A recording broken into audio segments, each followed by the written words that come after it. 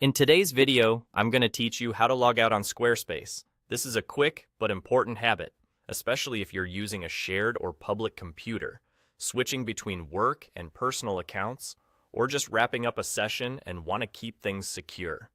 I'll walk you through exactly where to click, and I'll describe what you should see so there's no guesswork. Start by looking toward the lower left corner of your Squarespace dashboard. You'll see your profile icon there, usually a small circle or avatar that represents your account. Go ahead and click that profile icon at the bottom left. Doing this helps bring your account controls into focus so you can get to the sign out option in a couple of clicks. If your browser window is very narrow, that corner might look tucked away.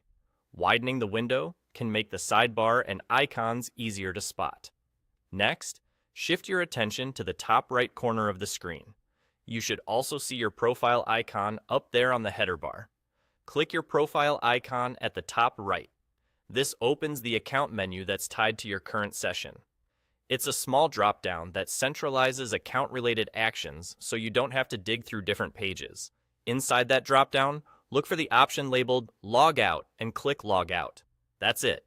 Squarespace will end your current session and return you to the sign-in screen.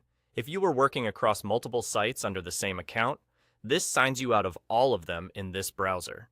You can always sign back in later with your credentials. A couple of quick notes to set expectations.